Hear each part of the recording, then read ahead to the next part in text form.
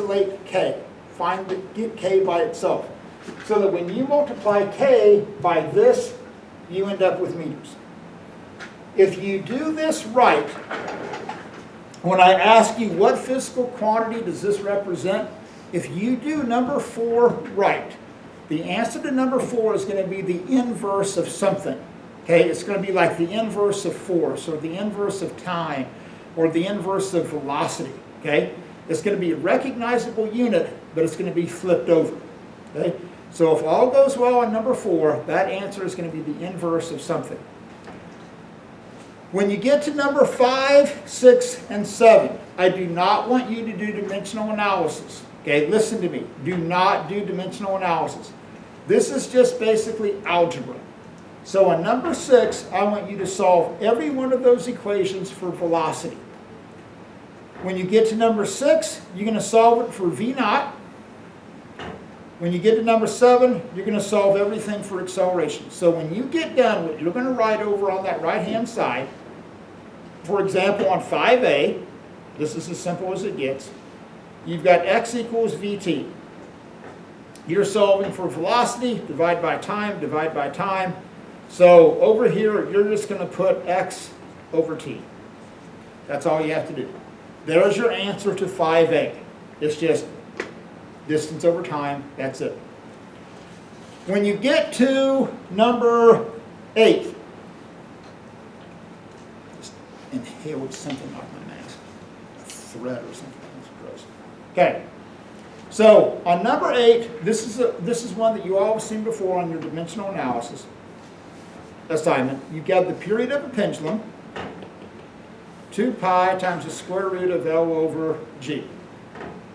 So what you want to do is solve this for L. So L is the length of the pendulum, okay? G is your gravitational acceleration. Now notice again, we're using uppercase T, just like we talked about with period. This is how long it takes for that pendulum to get back to this point. So it's here, over, and back. That's the time for one period. So what I would recommend, you want to get L by itself.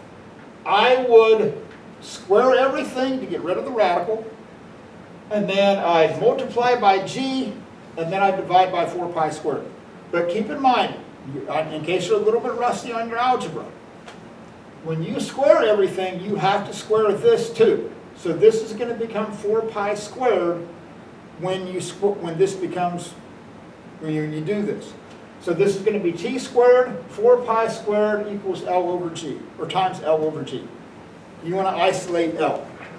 Then, when you do that, then you want to calculate the length of the pendulum that's going to have a period of 1.5 seconds. When you get down to C, C is going to relate the period of a spring. So when a spring oscillates, it has an orbital, it has a period. How long does it take to go from, like all the way down and then come back? That's what we're talking about on C. So on C, what you want to do is solve for the value of K. So on 5C, period of a spring is going to be 2 pi m over K. So I've given you the period of the spring. You know what 2 pi is. You have the mass.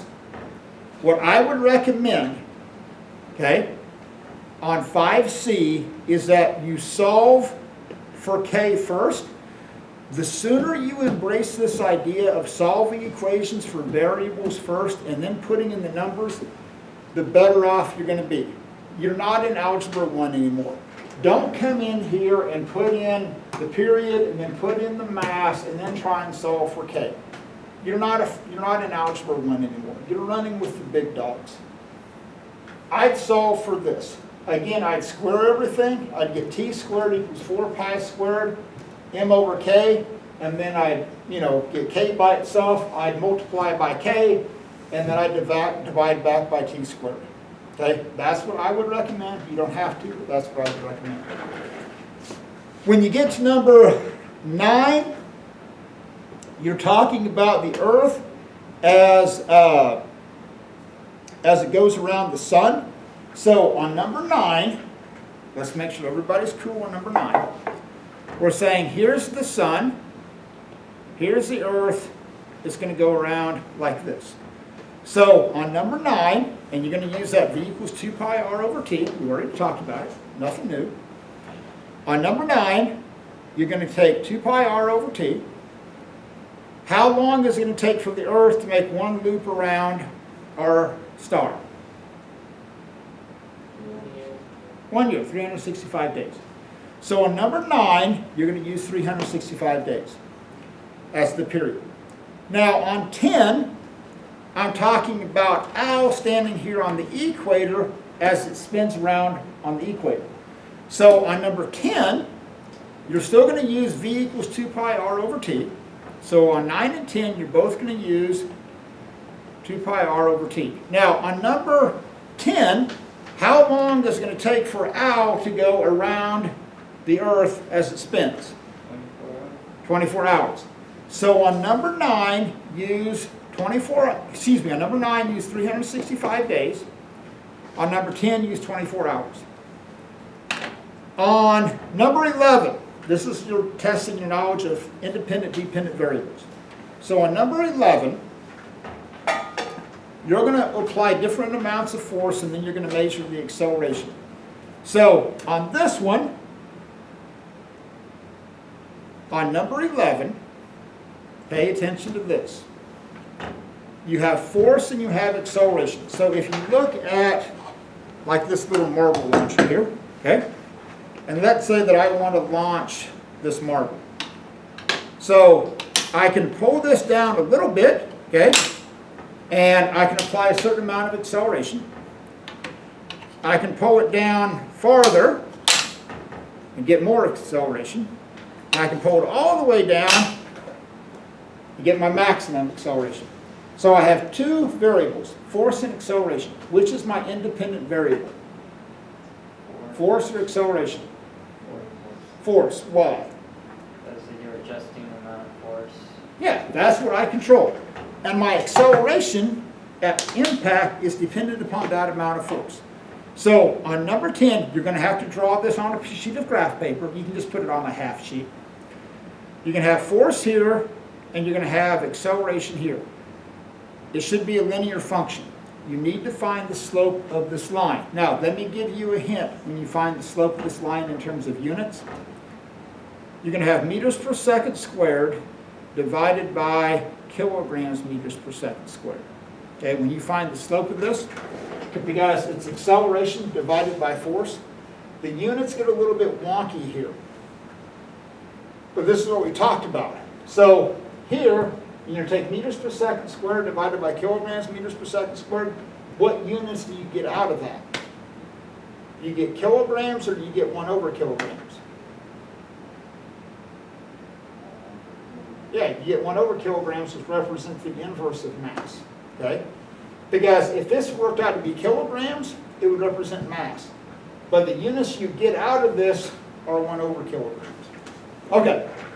When you get to, so that's the one graph that you have to draw, is that data. Okay, that's the one graph that you have to draw, is number 11. On 12, you're talking about the speed of light going around the Earth. So on number 12, you're going to use the idea that v equals 2 pi r over t. You're going to, first one, you're going to figure out on 12a how long will it take. On number 12a, you want to solve for period. You're going to figure out how long it takes for this beam of light to go around the Earth. Your answer to 12a should be less than 1 second. Okay, not a whole lot. Well, yeah, it's going to be less than a second. I'll just leave it at that. So, but what you have to watch on number 12, I was a jerk, because I gave you the radius of the Earth in kilometers, but I gave you the velocity in meters per second. So you either have to convert that velocity to kilometers per second or change the radius into meters. I don't care which one. Now, when you get to B, I want to know in 1 second how many times can a beam of light travel around the Earth. So we're going to talk, I'll explain this more in the video tomorrow when I go over this. But on your equation sheet, you have period is the inverse of frequency, or frequency is the inverse of period. Okay? So, if you think about this, Frequency is how many times an event happens per second. Period is how long it takes for it to take place. So if I go pretty slowly with owl, okay, that takes a relatively long amount of time, but he's not going to make many revolutions per second. If I go faster, like this, okay, now it's going to take less time for him to make one revolution, but he's going to make more revolutions per second. So this is why these two values are inverses of each other. So on 12a, you're going to get period, which is seconds per revolution. Technically, it's seconds per revolution. To get your answer to 12b, you're going to get frequency, so you're going to take the inverse of that answer. So 12a should be less than 1 second. Your answer to 12b should be between 5 and 10 revolutions per second. Okay, so your answer to 12a is going to be less than 1. Okay.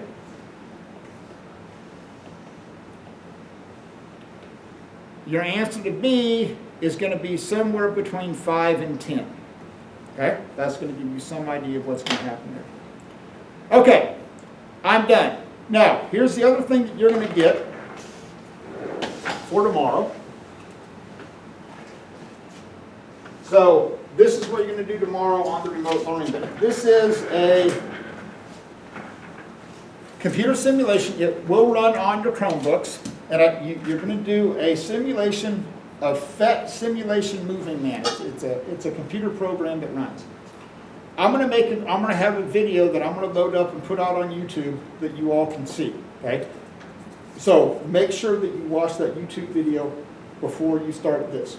So tomorrow, or actually today after school, I'm going to record the video that's going to explain more about this assignment and give you some hints on the answers.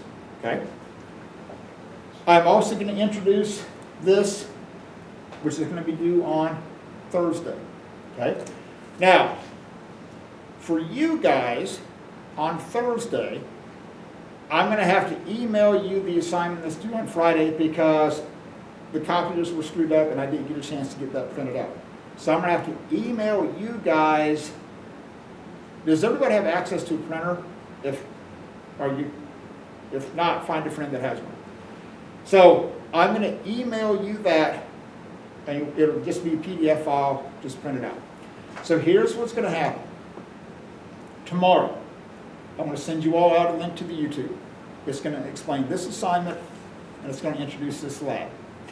And then do this lab, which is going to be due on Thursday. Then you all are going to be remote on Thursday, so you can either Zoom in, or you can watch the YouTube once I load it up, and then I'll email you guys the assignment that's going to be due on Friday. Okay? Clear as mud. So, today, by the end of the day, I want the assignment from the book. You're going to have that sheet, okay, which I just gave you, which is going to be due tomorrow. And then I'm going to give you this, which is going to be due on Thursday. Thursday, I will email you guys the assignment. Okay? And I know that's tough to keep track of. You ought to be on this side and try and keep track of who's doing what, when, how, and everything else. So, okay, I'm done. You've got the last 15 minutes to work on this, and we'll call it a day. So, studio audience, talk to you later.